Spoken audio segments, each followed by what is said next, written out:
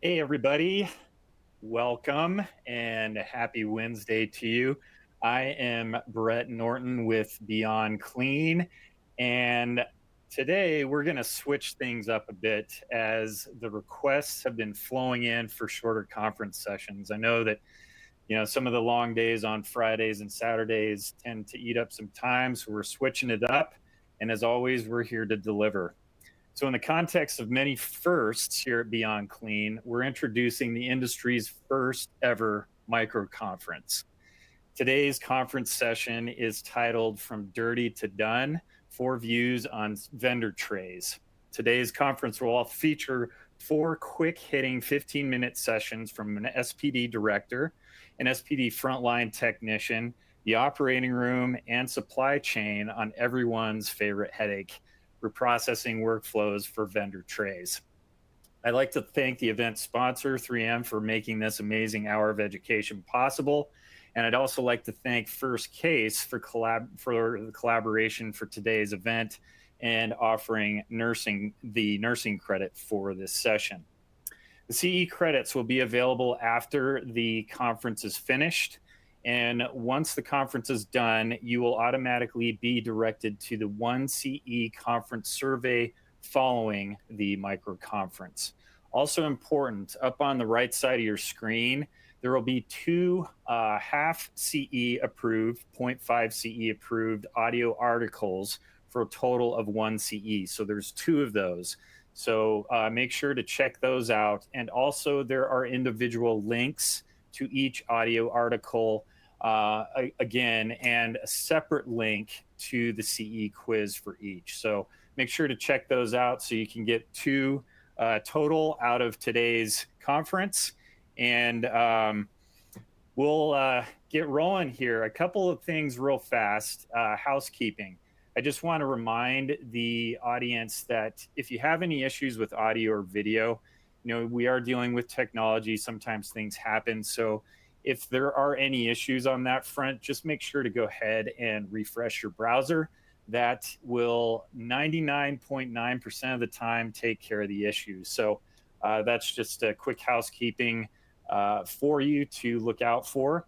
Also, to point in your direction is what is available in the resource window. There are sponsor-provided brochures and product information, and also a link to follow us Beyond Clean on LinkedIn, so you can stay up to date on the latest Beyond Clean content and educational events. So let's get this one rolling. Each session, again, will be 15 minutes with no breaks in between. So hold on, it's going to be fast. Joining in the hosting duties for these sessions is Bobby Parker, who's the VP of Clinical Solutions at Beyond Clean. First, we'll have Tammy Heacock, who is the System Director of Sterile Processing for Lee Health in Florida. Tammy will be chatting with Bobby about the importance of assessing loaner trays, ownership of the process, and consistent communication with vendors. After Tammy, Melanie Perry, the perioperative clinical manager for First Case Media and friend and colleague here at Beyond Clean, she'll be bringing her OR experience to talk about her biggest frustrations with the vendor instrument tray process, communication between departments, unfamiliar loaner sets, and tracking implant usage. Then we'll have Susie Collins, the market director of supply chain at Stewart Healthcare in Arizona, who will be lending her supply chain experience to the discussion to talk about the challenges with loaner sets and the troubleshooting tactics she employs in emergency situations. And to round out today's micro conference, we'll have Veronica Holder, certified sterile processing technician and endoscopy reprocessor. She'll be joining Bobby to talk about the challenges SPD technicians face with vendor trays, reprocessing unfamiliar instrument sets, and ownership and understanding of what belongs in certain trays. So I'll stop talking. We got a lot to get to. So without further ado, let's welcome everyone to the virtual stage.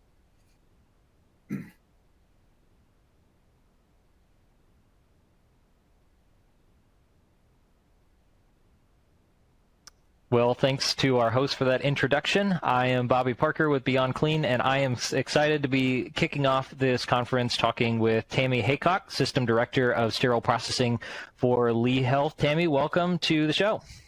Thanks for having me, Bobby. I'm great to be here on one of my favorite subjects to boot. That's awesome. Yeah, well, as you know, each of these sessions are only going to run 15 minutes, so time is short. Let's jump right into this thing. So, Tammy, as a system director of sterile processing, I know that you've had a lot of dealings with vendor trays and dealing with reps as well. And one of the important questions for a sterile processing leader about vendor trays is tray availability. When are they going to be there? How are they going to get there? And that brings up the question of consignments. So I'm curious, how often do you review consignment loaner trays in your department to see if they're still necessary to be living on that shelf? Or maybe if where you're at's not the ideal situation, how often should that review and assessment be happening in a department? So the short answer to that is we do not have a set time or process in place right now. We should have, and I think it should be reviewed about every 6 months, no more than 6 months though. Right now, we kind of leave it up to the vendors. So as you can imagine, we have a lot of wrapped items that have been sitting there for 9, 10 months unused for a case that was, scheduled for last December.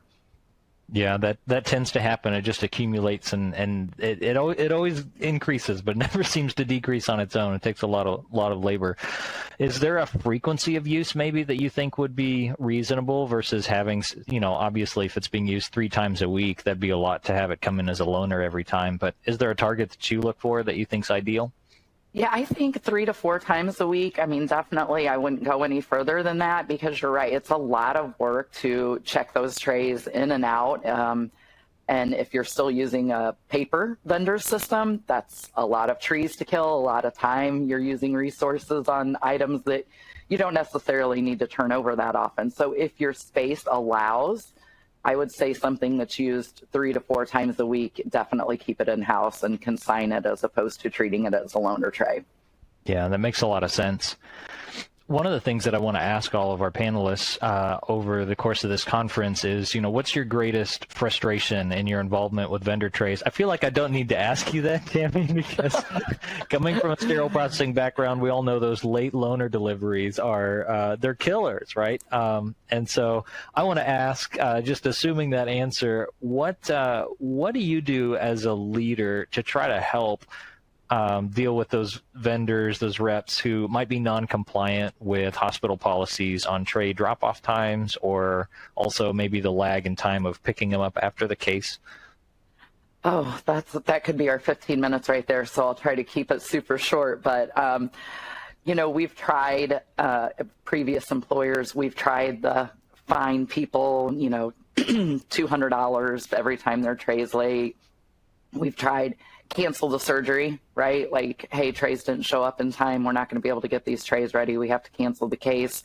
Unfortunately, the person that pays for that is the patient and the patient's family. Right. Yes, the surgeon gets frustrated, but at the end of the day, the surgeon's still going to do the case, right, at some point, and they're still going to use that vendor. So there's really no, I don't want to say punishment, there's no onus on the vendor to get the trays there on time.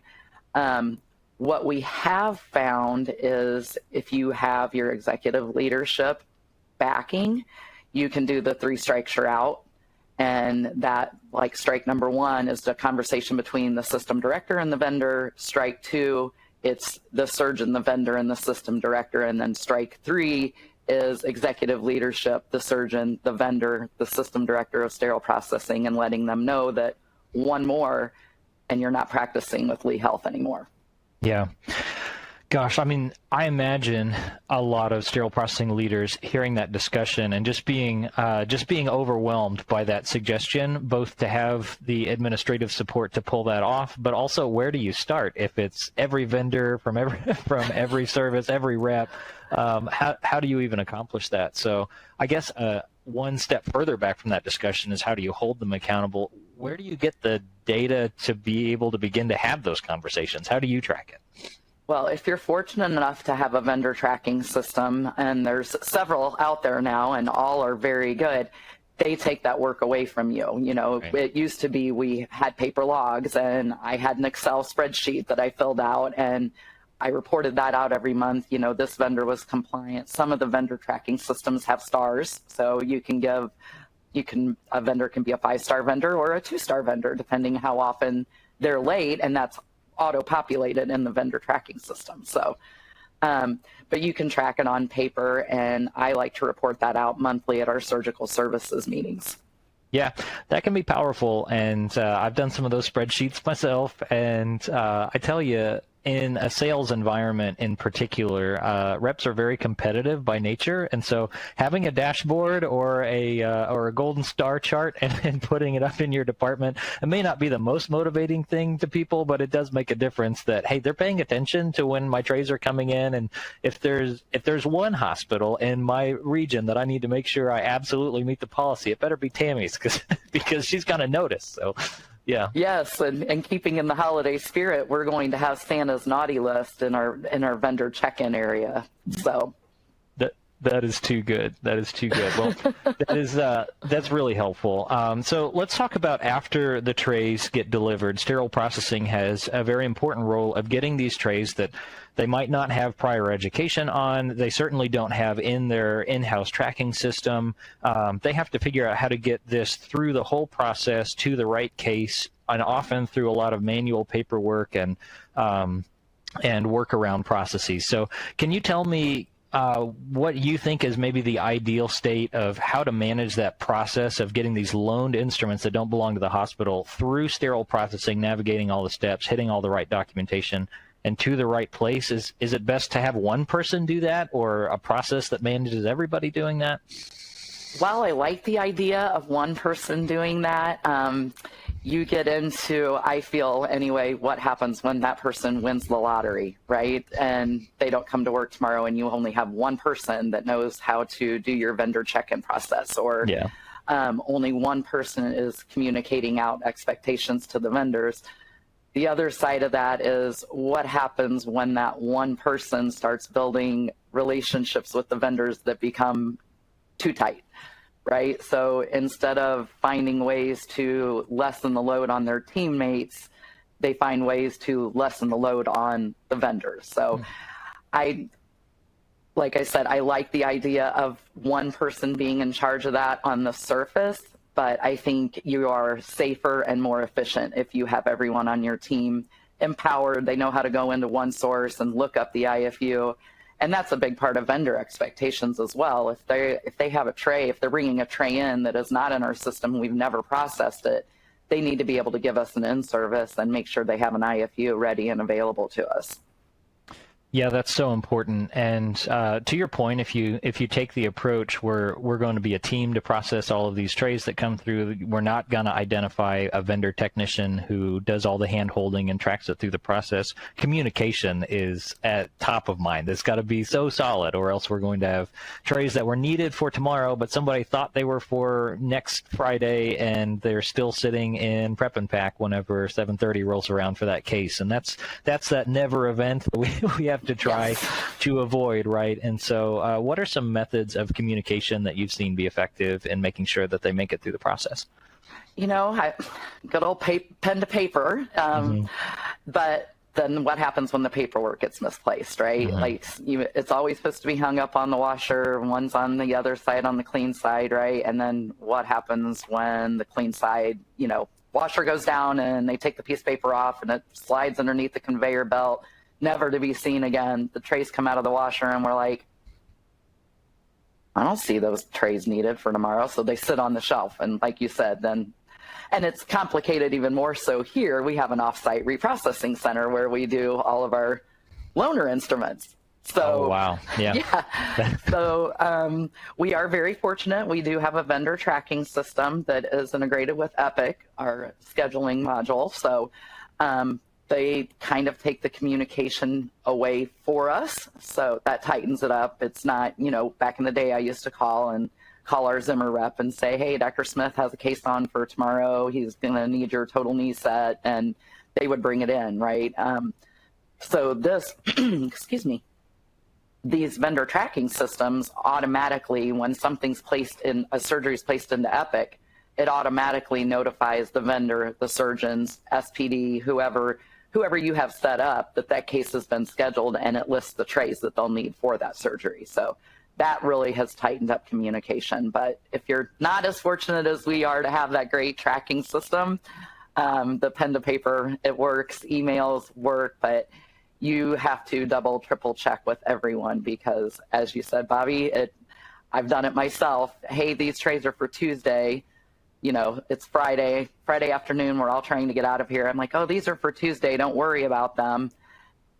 The weekend doesn't get to them. Monday gets crazy busy, and they're still sitting there Tuesday morning unsterile and prep pack for a 7 o'clock start.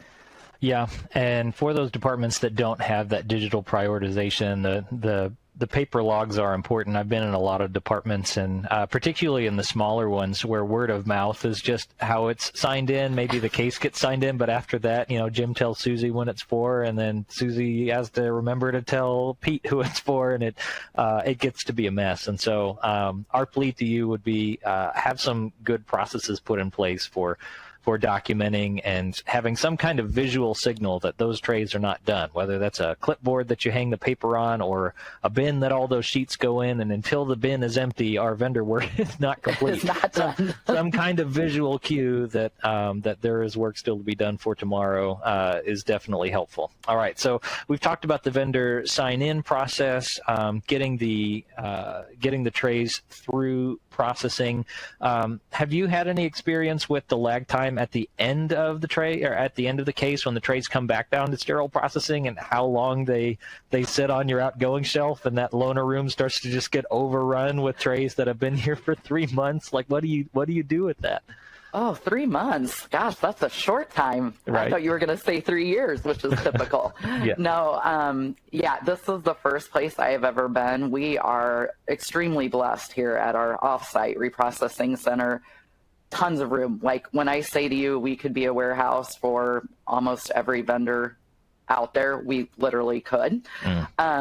So we have a huge vendor pickup room, and we have room to let them sit, but most places do not. And frankly, we should not let that happen, especially if your vendor compliance policy states that you will replace missing instruments. I'm a firm believer that it's the cost of doing business. So they are responsible for their own trays and their own instruments. But I digress on that one. What I have done in the past where I did not have the room that we could allow vendor trays to sit is, you know, hang the luggage tags with dates on them. Like, everything on this rack has to be out by 12/1. And then on 12/1, you have to have it written in your policy, but we let the vendors know you have 3 days to pick up your stuff. On the 4th day, we send an email or a text or something, some form of notification, hey, your trays have been here for 3 days now. You need to come pick them up. On the 5th day, if they still have not been picked up, we ship them back to the vendor at the vendor's expense. I gotcha. And it only take once. You know, you send a vendor a $5,000 bill for returning their items, and it only happens one time. Yeah, I had a director one time that would move them to the back of his office, and he just called it long-term storage. Like, it's getting put in long-term storage, so you got to come see Tammy if you want your trays back. Yeah, no, that's a really creative way to do it. And as we're already coming to the end of our 15-minute time, I want to make sure that we color the other side of this picture as well, because vendors, they do add a lot of value to sterile processing. You talked about them bringing in these instruments that without them we couldn't put these implants in patients, and they also are the ones providing in-services, bringing IFUs, and they're not all reptiles. Some of them are representatives, right? And so thinking about how can we collaborate with vendors to improve the processes in our department, the questions that I've asked Tammy today about accountability are so important. Just communicating clearly often, having clearly written out policies, and following up to hold people accountable to those policies, but also figuring out as we talk with those vendors what we can be doing on our side to help make sure that they can succeed. Often they're dealing with pressures that we don't necessarily understand in our SPD world, and part of that's not our problem, but we also want to make sure that we can succeed together, and just not doing cases or kicking everybody out the door isn't the answer. And so let's make sure that we're collaborative together. Tammy, that is the end of 15 minutes, but thank you so much for having this brief call. I've appreciated the insights that you brought to our vendor discussion today. Thank you, Bobby, and thanks again for having me. All right. Well, we will get started on our next conversation here in just a bit. All right. Thank you. All right, welcome back to Dirty to Done, the microconference on vendor trays. Next, we're going to be getting the OR perspective from our friend Melanie Perry. Melanie is the perioperative clinical manager at First Case, and you might know her as the co-host of the First Case podcast and just a longtime friend of Beyond Clean. Melanie, we are very excited to have you joining us on this conversation today about vendor trays. Welcome. Yeah, thank you for having me. I'm super excited to be here. Awesome. Well, as you know, time is going to go very fast in this short conversation, and so let's go ahead and jump right into this. So, Melanie, with your experience as an OR nurse, and particularly in the orthopedic service line, I know you've got a lot of experience with dealing with vendor trays and talking with vendor reps, and so tell us a little bit about what that involvement looks like from the OR's perspective, and I guess particularly, what are some of those frustrations or pain points that you have with this whole vendor tray management process? Yeah, sure. So, I mean, a lot of my role encompassed, I guess, when I was notifying vendors every day, looking at our tray usage, the vendor trays we were going to need. I was sending out emails multiple times a day, making sure vendors knew, picking up the phone, calling them, going through the schedule, looking ahead, seeing what we were going to use that might be weird, that I was going to really need to make sure that somebody was notified because maybe there was only one or two trays in the state, and I already know this, and I'm like, hey, we're going to need your tray on this day. But ultimately, the frustration came down to the time, the effort, and the energy that it took on our end notifying vendors when the way the system was set up was that our vendors were also supposed to be being notified when the surgery was scheduled. And yet we would notify them time and time again, and they'd be like, yeah, I didn't know. I had no idea. And so that drop in communication was probably the biggest frustration, because we spent a lot of time just making sure that we had what we needed when the system was supposed to be set up so that we were already guaranteed that we would have what we needed. So that was the frustrating part for me.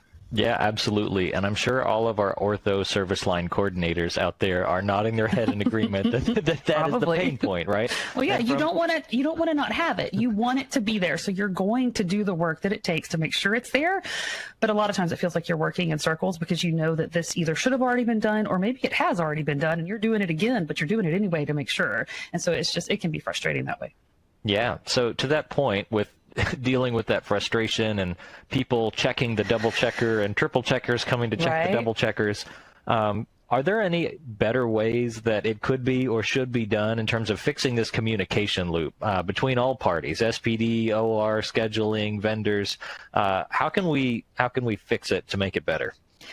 I really think the best or most ideal solution is having a scheduling and alerting system worked into your patient scheduling, so that when that patient sees the physician in the clinic, they decide that they're going to have surgery, the scheduler posts that case, puts it on the schedule, an alert is automatically sent out to the vendor that is selected for the case, and so they are notified. But then on the surgery side, we still don't know whether or not they were notified or not. So perhaps that there would be a way for that system to communicate with our schedule, so that we could see that, yes, this vendor has been notified, an email was sent on this day, they were told. Does that mean that we're not going to still double check and make sure because we are terrified of not having a tray? I don't know.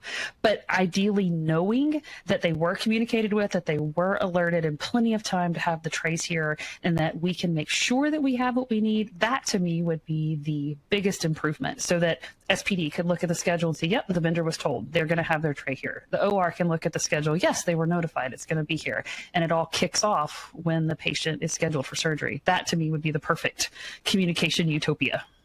Yeah, everybody's dream state, to have that green check mark on the dashboard next to that vendor. So I don't have to worry about it. He got the notification. He responded to the notification. It will be here. Yeah. So having something like that would be useful. And I know there's a lot of technologies out there. And as you know, as we're talking about with others in this conference, it also impacts sterile processing. As a former sterile processing leader, when we would get trays supposed to be coming in, if it got to 3 p.m. or so and we still haven't heard from somebody, based on what we see on the schedule, we'd start phoning people ourselves and say, it's not here yet. Do you know about it? And sometimes we would get that same answer. Oh, thank you for calling. I had no idea. So, so there's got to be a better way. So shifting gears a little bit and talking about, you know, the trays are here, they're on time, the case is going. Tell me a little bit about what your involvement looks like with those vendor trays in the OR. Let's start with implant tracking. What do you do to keep track of what gets used, and how is that tracking involved in the whole billing process? So what we are doing, OR circulators, when we are in a case, one of our jobs amidst the other things that we're doing is keeping track of those implants. Now, the vendors are usually really good teammates in that regard. They are, if we're using screws and K-wires and other things, a lot of times they've got a sheet, and they will write down the lot numbers or implant information for us, and they'll have it all for us. And then we take that information and we're putting it in the charting system, whatever our charting system may be. But we have to document what was used. Was there an expiration date? Was there a serial number? Was there a lot number? What was the company that was used? All of that information has to be documented, and it has to be logged, and it has to be correlated specifically to the patient, because further down the road, if there is a recall, if there's an infection, if there is a problem with the implants, we have to be able to look at that chart later and say, oh, they got XYZ implant and it was this serial number, this lot number, this was the problem implant, or this wasn't the problem implant, or their specific issue wasn't related to the implant. A lot of that stuff can be determined if we have all of the information that we need so that we can document it accurately and correctly. And then at the end of the case, when all of that charting and paperwork goes to billing, there's people in billing who are sitting there looking at what we documented. They're also looking at the vendor's implant log, because the vendors usually they turn in one also. So they have one that they turn in to bill the hospital that says, hey, this is what we used. The circulator in their chart is turning in, hey, this is what we used on the patient. And then somebody in billing sitting back there reconciling them, making sure that everything is copacetic, everything looks right. Yeah. We all line up. And when they don't line up, then billing is calling your service line coordinator saying, hey, did y'all use this? Did you not? They have this, you have that. And ultimately, we are making sure that our documentation is correct so that we know exactly what was used in the patient and what wasn't, so that we can, further down the road, if we need to, we can access that information and have it correct.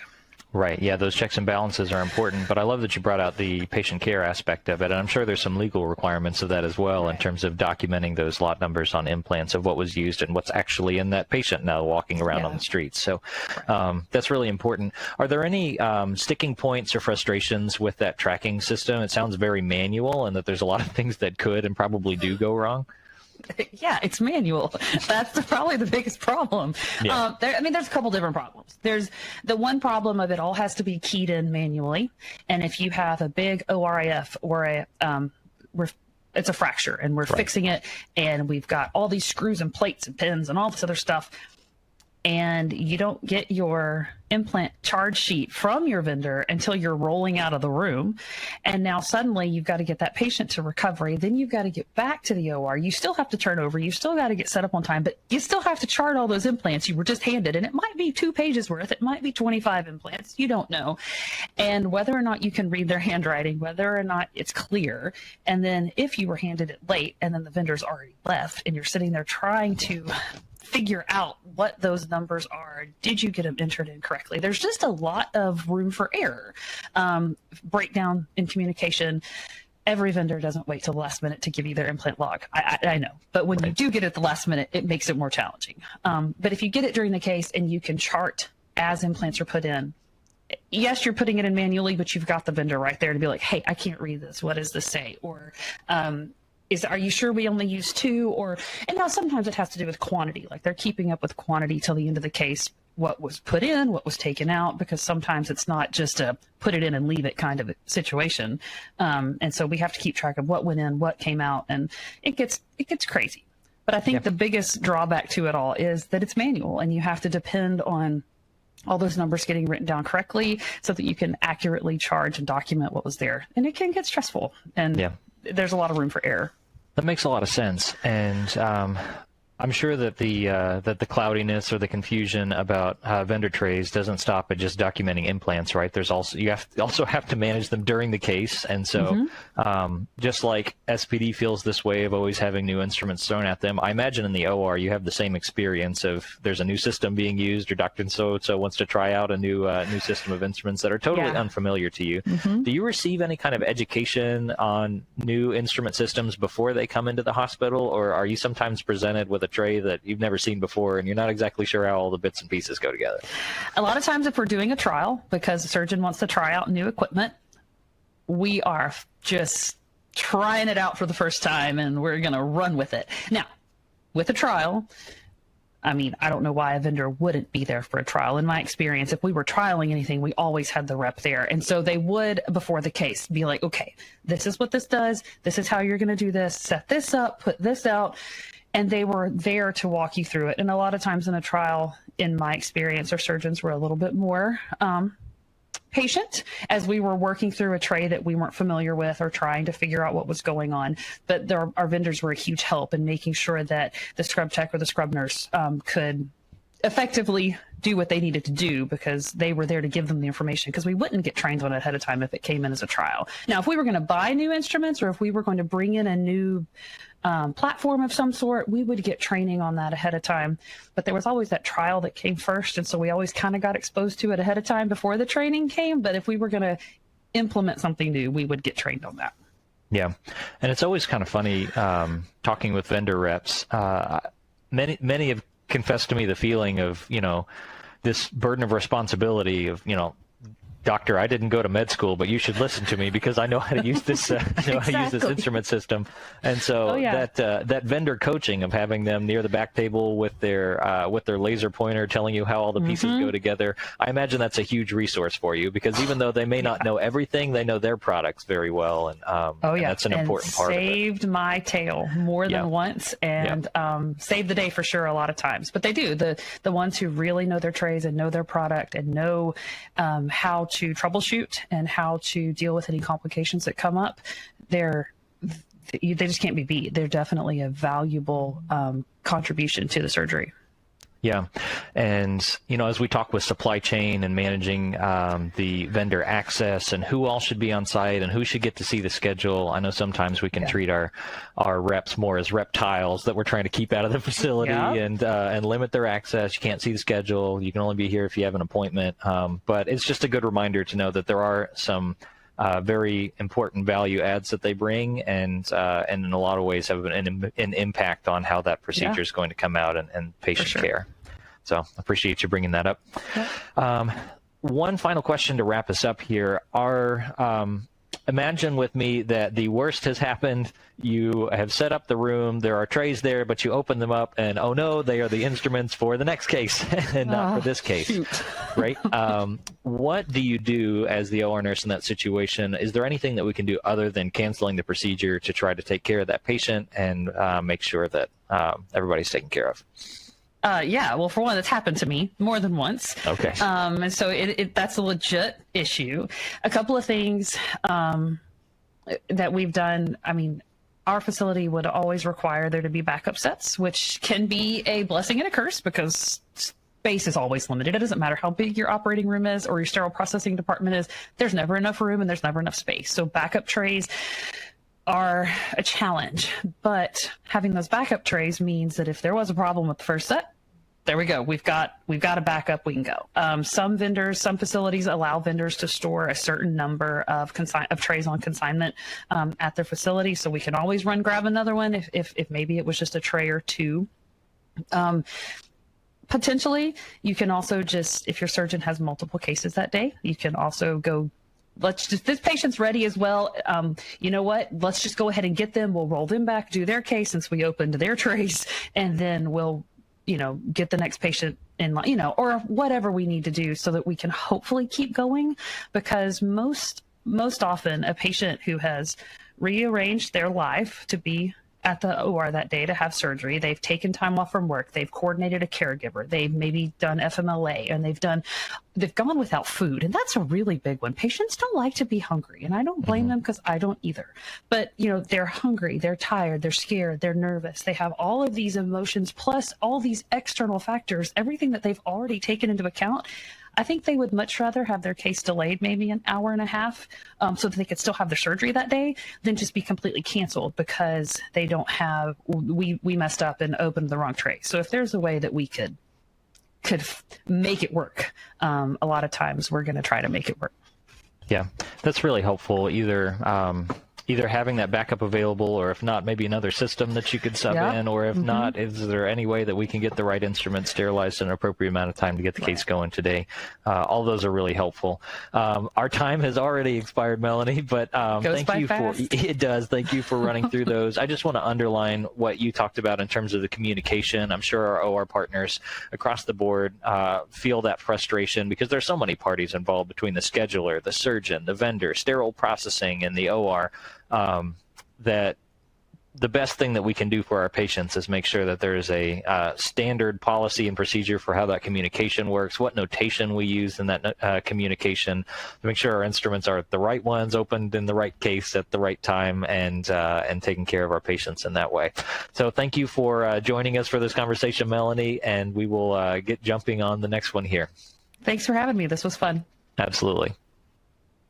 Welcome back to Dirty to Done, our vendor micro conference. Next, we are going to be talking with Susie Collins, the Market Director of Supply Chain for Steward Health. Susie, thank you for joining us to talk to us about the supply chain perspective on this vendor discussion. Thanks for being here. Thank you so much, Bobby, for having me. Awesome. Well, let's dive right into this. I'm sure time is going to fly right on by. So, Susie, in your experience of working in supply chain, I'm sure you've had a lot of interaction with vendor trays and this whole process. So can you just give us a really brief overview of what supply chain's involvement looks like in this process, what responsibilities they might have when it comes to loaned vendor trays or consignments? So it's really twofold. So one thing is we own the vendor relationships in terms of, we use RepTrax. We've previously used VendorMate. So if there is a vendor who is maybe having some challenges with timing of trays or anything like that, we definitely own that piece of it. Secondly, we own the contracted piece of it. So if they are bringing in a tray of implants that is not contracted, I'm going to be the one to get involved very quickly. And sometimes it's a timing issue. Maybe it's a new contract and we just weren't aware. But, if it's a new name or the schedulers don't recognize it, I'm certainly going to get involved with that, hopefully before we realize it's too late to make any type of change. So we try to really cover those things during the scheduling process so that nothing is missed and we're not dealing with things last minute. Well, yeah, and I'm glad that we've brought you into this discussion about vendor trays, because I'm sure the majority of our audience, being from a sterile processing background, don't really think about supply chain as being part of that vendor discussion, and it's a very big piece of it.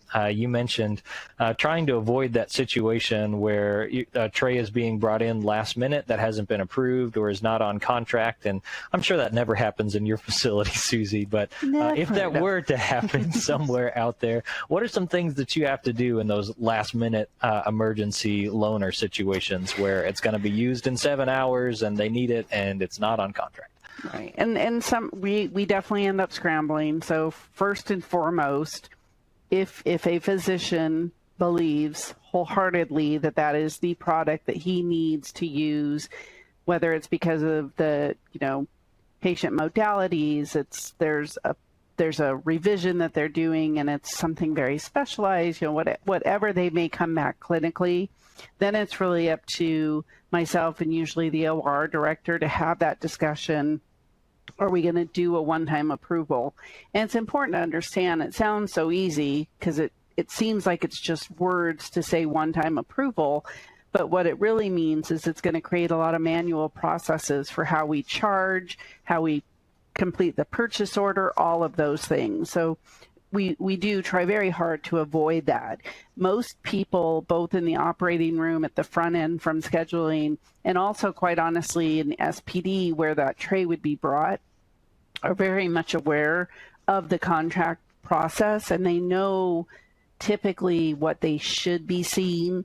So usually we find out pretty quickly if there's a problem, but we try to be as transparent as we can with the offices that schedule with us, that we can't really deal with surprises. And, you know, it's right. There is ever so often that I have to say, you know, things do get by, and I get to say, thank you so much for your donation today. We won't be charging the patient, nor will we pay for the implant. Mm. But we try to keep that to a minimum. You don't really want to get to that point. Right. We want to take a collaborative approach and work together with our vendors and really partner with them and build a good relationship. And I love that you pointed out in those last-minute emergency situations, it isn't just a one-time decision for one group of people and being worried about precedent and policy and all of that, but there are lots of trickle-down effects of all the other people who have to get involved with manual processes and the additional cost for tracking that. So tell us a little bit about that tracking process of what it looks like to be tracking, say, implants that get used in the OR. How does that information get captured, and how does supply chain get involved in that? Yeah, and for us right now, it is a little bit of a manual process, and I know that there's some great technology out there that can help with that, so cross fingers. But for right now, the circulator typically gets the information. 9 times out of 10, she's getting some type of label off the packaging that's going on to an implant record, and the nurse is validating on that paperwork that those products were implanted. Now, there are times where we have what's called the in and out, right? The physician goes to put something in, and then it's not fitting the way that they expected, you know, anatomically. So they may end up having it on there, and they'll specifically note on there that it was an in and out. Depending on your contract that you have set up with your vendor, in and outs may only be charged at half the cost anyway. If not, if there's an abundance of them, again, we're going to have a different discussion with the vendor to try to understand how that happened. But once that process occurs, it's going to go to a charge reviewer who's going to actually make sure that they're validating that what was shown on the implant record is matching what we were also invoiced, because there is a space between that implant record and when we actually get the invoice from the vendor, usually within a 24-hour window.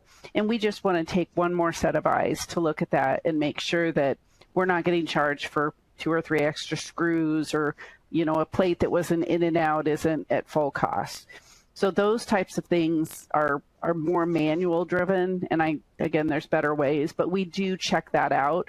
And at that point, if for some reason it is a product that wasn't in our you know, formulary, we're going to do a manual process to request our Meditech numbers so that we have a charge code to use for that patient. So again, that's part of the problem. When we use something that isn't in our formulary, it creates even more steps to a manual process. But we are very, for being manual, it's a very streamlined manual process. So we do what we can, right? Exactly. So it sounds like maybe there's some checks and balances there between how the implant is recorded in the OR and then also that separate invoice that comes from the vendor to cross-check against and make sure that we've accounted for everything that gets used up. Is that right? Correct. That makes a lot of sense. So as we're talking about vendor trays, and I want to turn a corner here and start thinking a little bit larger about the reprocessing side of managing these cases. Many times with these revisions, in particular, you may have 15, 20 trays that come in for this one implant, right? And so from a supply chain perspective, we talk a lot about the implant and the pricing on paying for that. But does supply chain get it all involved in the cost of reprocessing, of considering how many trays come to the facility and who really bears the responsibility for paying for reprocessing those 15 or 20 trays for that revision?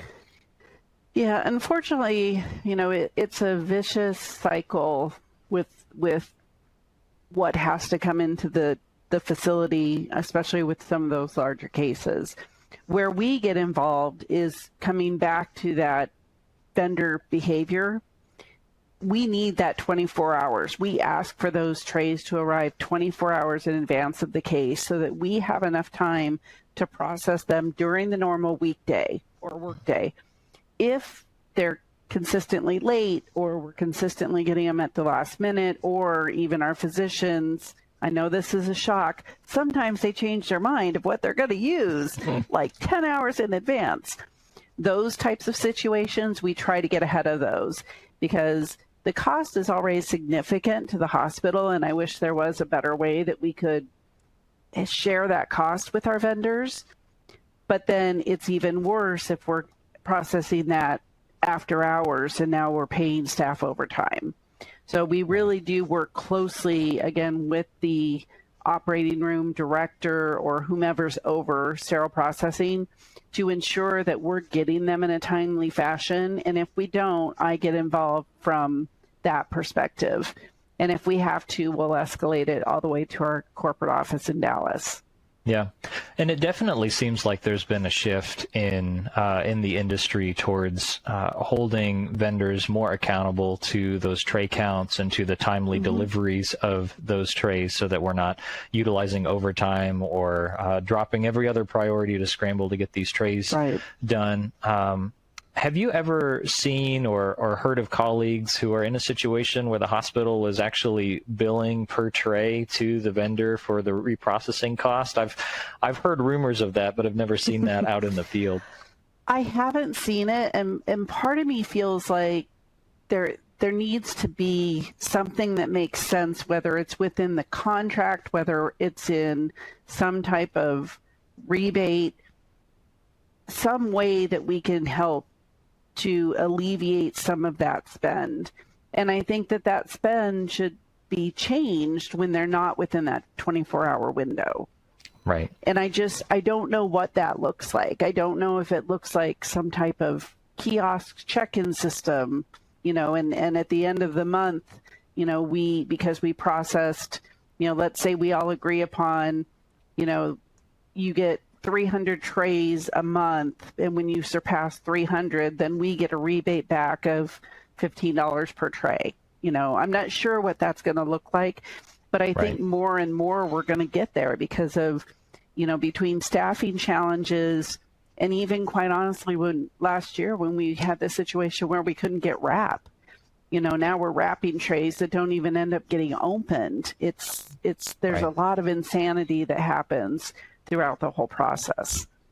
Yeah, and whatever the solution ends up being, it's got to be something collaborative, like we said. It's not punitive or the hospital trying to get out of paying for trays, but how do we get both parties equally motivated to be as efficient as we possibly can with the use of those resources, and not, like you mentioned, not reprocessing tons of trays that never get opened or didn't need to be there, or maybe there's one instrument that we're going to pull each from 8 different trays, where maybe one tray with just, or maybe 3 trays with the instruments we know we're going to need would be much more efficient. Motivating those types of efficiency conversations could go a long way for all the teams involved. So as we talked about logistics and this whole process of timely delivery, are there any particular logistical situations from a supply chain perspective that you seem to just be a perennial problem with vendor cases or vendor trays? Is there any issue that you just think never seem to get worked out? Yeah, I do think, unfortunately, that the timing, and I think there's moments where a vendor can go visit with a physician, and the vendor may show him, a new gadget, and he's all of a sudden like, ooh, yeah, I'm actually doing a case on Friday. And then all of a sudden he's super passionate about something that he hasn't had in his hands yet. And I'm just like, no. So that it never seems to end, right? Because we can't, as much as I can control who is doing business in my operating room, I cannot control them going to the offices, right? So I wish that there could be more collaboration on that side of things, to where that rep really does come to us in good faith and say, hey, I know Drs. Smith, Jones, and Parker all do cases at your hospital. I know this instrument isn't on your formulary yet. How do I start getting this into their hands. And if we understand the clinical need for it, or maybe it is a cost savings, if we have a chance to do our due diligence, it's so much more collaborative than, quite honestly, me looking like a bad guy. And, right. you know, I was introduced by an orthopedic surgeon once to somebody as the girl who says no.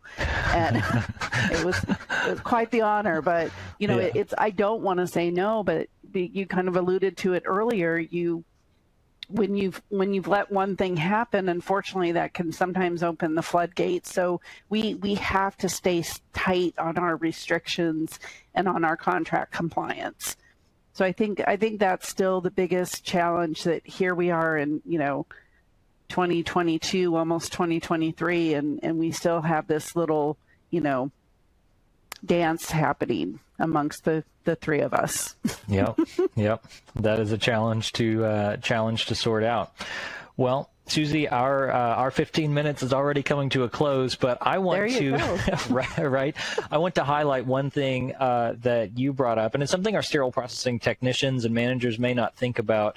And it was your mention of the vendor management system, whether it's RepTrax or some other system that your supply chain manager or director very well may have the keys to. And so go and partner with your supply chain director as you are trying to work on behaviors of on-time delivery of trays, and about how many trays are being brought, and start to collaborate and bring that third person to the table in this three-way discussion between the ORSPD, the vendor, and supply chain, because they could do a lot to help you in terms of negotiating, in terms of addressing that behavior, and they hold the keys to the system that will hold that vendor accountable. And so if that hasn't been part of your process, I would encourage you to do that. Susie, thank you so much for taking the time to talk with us and giving us a few brief insights about your role in vendor trays. I think it's been very helpful. Thank you so much. Thanks so much, Bobby. Take care. All right, and welcome back. I am excited now to have with us Veronica Holder to give us the technician's perspective. Veronica is a certified sterile processing technician and endoscopy reprocessor. And so, Veronica, welcome to the show. Thank you for having me. I'm excited to get started. Awesome. I love it. And I love that we're bringing the technician's perspective into this, that you get to share what it's like where the rubber meets the road, where the boots hit the ground. So with that being said, let's go ahead and dive into this because our 15 minutes are going to run very short. But Veronica, can you tell us a little bit about what it's like being the technician working with this vendor process? What are some of the things you deal with? What are maybe some of those pain points and frustrations that you experience in this whole vendor tray process? Some of the pain is the vendors bringing the trays at the last minute for first start cases, and there's no in-service, they bring them in decon, they drop them off, or a courier comes and drops them off, and then we have to process them and hopefully put them back together the correct way. You say hopefully. I hear in your voice that maybe that doesn't always turn out that way. Not always, but, we do the best we can with when they drop them off, they just drop them off. Yeah. Now, we've talked throughout the course of the day with some others about the problems of late loaner deliveries, but I guess in some sense that's a theoretical problem at the management level, but at the technician level, you're the one who has to deal with that problem. Like, it all keeps rolling downhill until it hits that technician at midnight who's trying to get that tray ready for that 7:30 a.m. case. So can you give us a little picture into why it's such a big deal for trays to be delivered late to a sterile processing department? For me, I think it's a big deal because you want to make sure that the trays are put back in order correctly. You want to make sure that everything that is needed for that case is there. And another thing that could happen is, what if there's an instrument that they need that we don't know that it's supposed to be in there, and we don't place it in the tray? Things can get misplaced. And I say misplaced, like when you put them on the washer to be washed, you know, you put them on the racks to be washed. Somebody could mix tray 1 up with tray 2 or tray 3, and then there you go. And then when you go to the prep and pack side, you take them out of the washer rack and you just put them together. And sometimes it's right. It's not a good fit.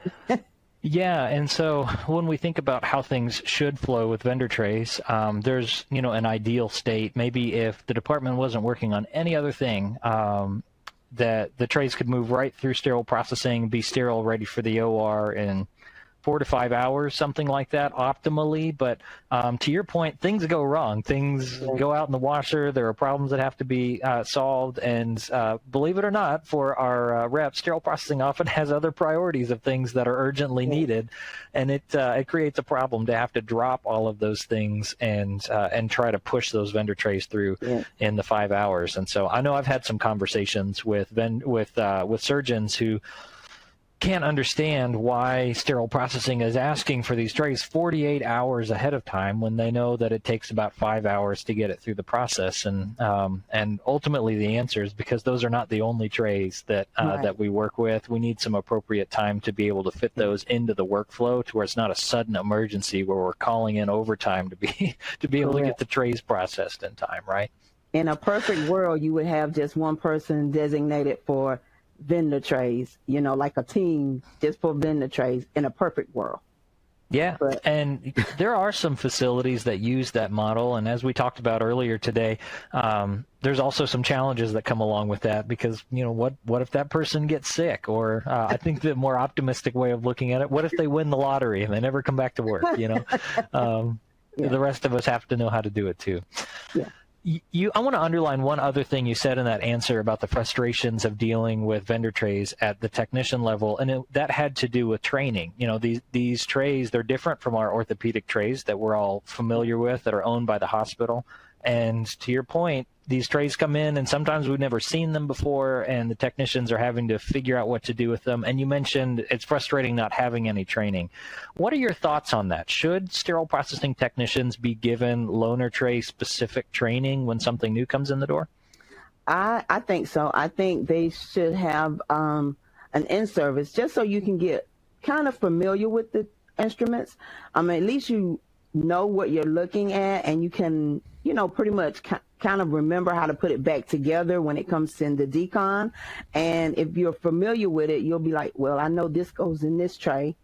You know, it's not like you're all over the place.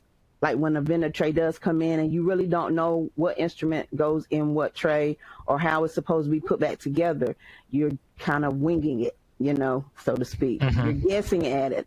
And that's not a good feeling. You want to make sure that the patient gets exactly what they need, you know. Right, and so our sterile processing managers out there are probably thinking, you know, we've got hundreds of different vendor trays that come in to our department. You know, Bobby and Veronica, it sounds great. Let's do in-services on all of our trays, but it's never going to happen to get that much education out.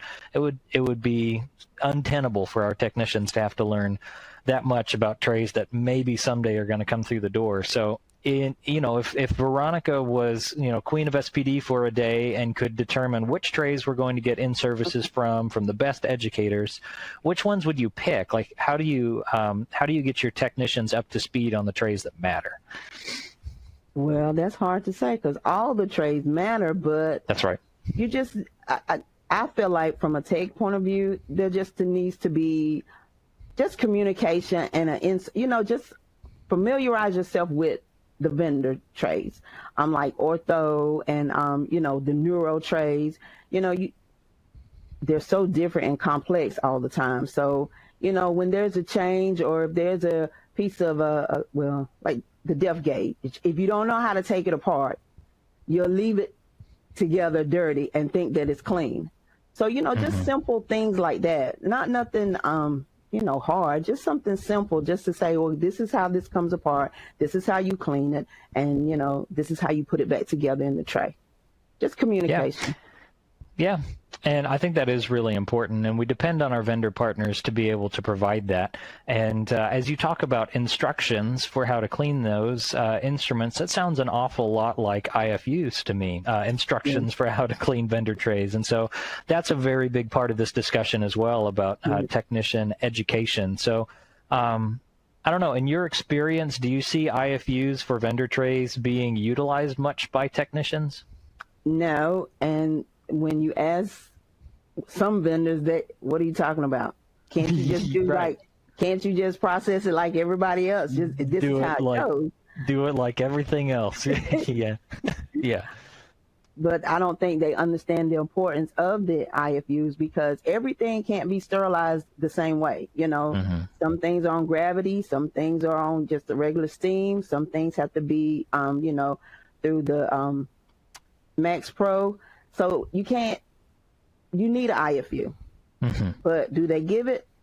They just think everything can be steam sterilized and just, you know, sent on its way. So yeah, we have written into our vendor policies that we ought to have the IFU at hand, but at the technician level, even if the IFU gets dropped off or it's in an online resource, I see those being underutilized, that technicians may not even know how to read one of those because they're so overwhelmed with the quantity of work that they have, the volume of work, that it's just not rewarded or encouraged for them to be reading IFUs or learning about how to process the tray. So, I mean, do you have any advice for our technicians out there who find themselves at the decontamination sink? This new weird vendor instrument comes in that they don't know how to take apart.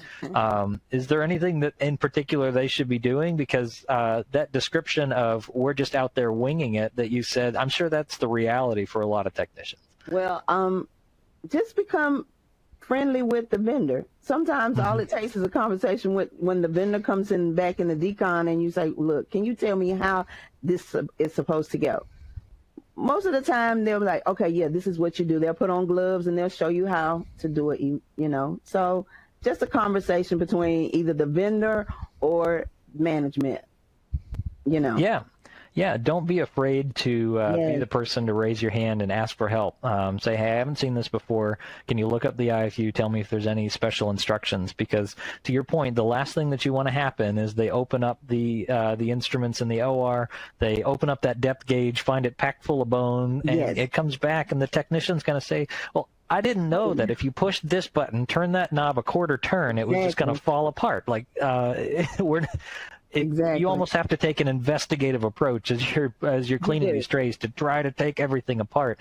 And that really ought to be brought out in the education piece of it, to your point. And so if I could offer any encouragement to our technicians as well in terms of this education, I think, you know, partnering with our vendors about which trays are likely to have problems, it's really important. Raising your hand and asking management, learning how to read an IFU, but also as we talk about education, we can't always depend on our vendors to be able to bring that specific knowledge and education about the instrument trays, unfortunately. And so if there's a person in your department with 20 years of experience who knows those vendor trays like the back of her hand, has that institutional knowledge just because she's been there, I would encourage you to have that person speak up and do some training about what are typically those problem instruments that 80% of the time they come through the wash and they're still dirty and have to be sent back.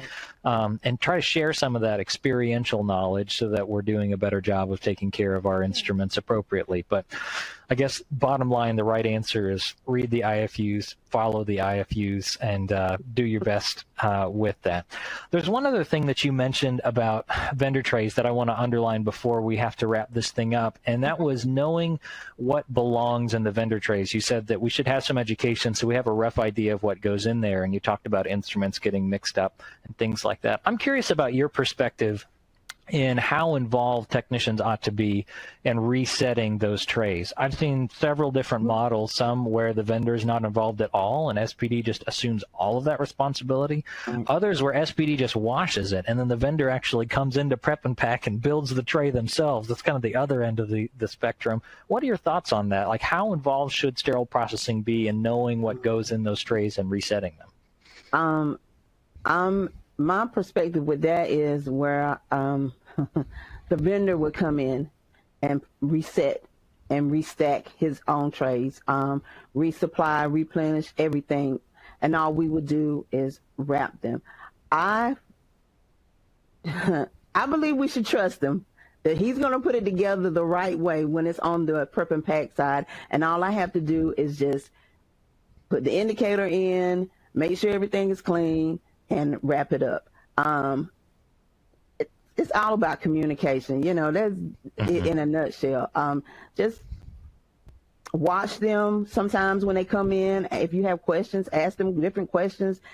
Some of them have time to talk, and some of them, you know, they don't. They're trying to get ready for the next case. But in a nutshell, it all boils down to communication, in service, and IFUs if they have them.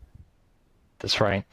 Yeah, and whatever method that you pick for getting those instruments ready, there has to be some way of figuring out what belongs in those trays, because what often happens is the instruments get signed in, they go through decontam, they get pulled apart, taken apart, put through the washer in separate levels, and then Prep and Pack has to rebuild that tray before they wrap it. And I don't know if you've ever experienced this. I know I have, where maybe a screw caddy ends up in a different tray that didn't belong with that case, and they open it in the OR and they say, "Where are all the screws?" And then there's this scramble at 7:30 in the morning. And so having some kind of knowledge or communication system to make sure that all the instruments end up in the right tray and they don't get stranded in the bottom of the washer or relocated into another tray, that's absolutely the most important thing. I've had that happen. A whole caddy of screws just fell all on the contamination floor. So, you know, it's no. Okay, what do we do? Yeah. Thank God that the vendor was there to, you know, and he had extra, but it was like, oh my God, what are we going to do? Yeah. How do we get all of these back into the tray in the right way? Yeah, that's definitely a call the vendor kind of moment. Yes.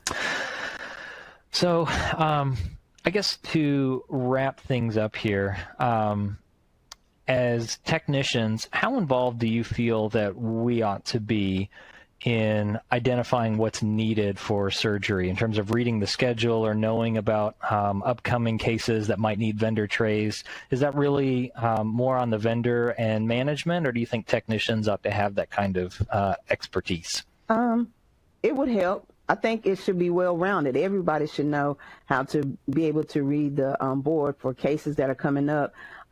It just prepares you for what do you have to do for the next day. Or if you want to come in the next day, you know. That's right. Yeah. I'm coming from a tech's point of view, okay? That's right. Yeah, you're going to have to come back and inherit this mess again tomorrow. So set the next guy up for success. I like that. Yes. Well, if Veronica and I could underline one thing for you in the technician's perspective of vendor trays, it's that IFU. Now, it may seem bananas. Some of these orthopedic IFUs are bananas. It would take an hour to follow them, right? And they are obscene. But it is an important skill set both to require and be able to read that IFU, follow those instructions, and be knowledgeable about your trays. Right. These vendor trays are not to be treated as a side inconvenience that we don't give as much attention to as our hospital trays, because often they are far more complex, far more likely to retain bioburden, and we ought to be experts in our vendor trays at the technician level.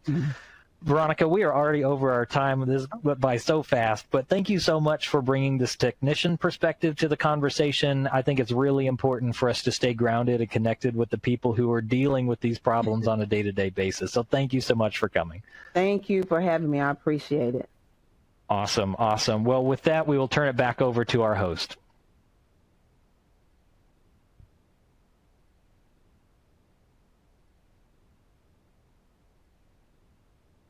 All right. Thanks, guys. That was, and ladies, that was great round of discussions.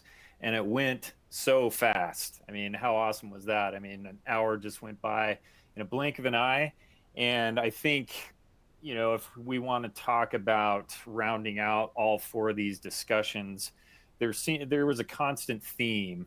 And one of those would be accountability and making sure that the vendors are holding themselves accountable, but also on the SPD side, the OR side, that there is an accountability piece as well when it comes to the communication piece. So that's another good, important skill set to really hone in on as far as communication with the vendors, communication between departments, OR, supply chain, SPD.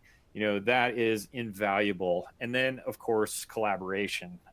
You can't have good collaboration without good communication, but without collaboration, you don't have the efficiencies on all ends of the spectrum. So a lot of moving parts, and I want to thank all 4 of our panelists. I want to thank Bobby for hosting those sessions. That was great. So thank you to Tammy, to Melanie, to Susie, and Veronica for joining us on this first ever micro conference. I hope all of you out there enjoyed it, how quickly it went. So that's an hour, and 1 CE you can pick up at the end of this. If you do want to reach out to our panelists, you can reach out to them via email in where we've got our panelist or information here on the right side of the screen. You can reach out to them via email or connect with them on LinkedIn to reach out for some questions or even some comments. So please feel free to do so. I also want to thank our event sponsor 3M and event collaborator First Case once again. And also want to point out again that there are downloadable resources up in the right hand side of your screen. We have the bonus CEs, the 2 audio articles that you can access for 0.5 or half CE credit. And then there is an individual link for each of those audio articles to obtain the additional 1 CE, so a total of 2 CEs for this event. So wanted to just thank you once again, all of you out there. Thanks for taking the time to join us for this quick micro conference hour. And want to remind all of you out there too that if you weren't able to attend the entire session, or if you have colleagues that would like to attend, the sessions are now available on demand. So seek those out, and we will see you next time. Thanks again, everybody.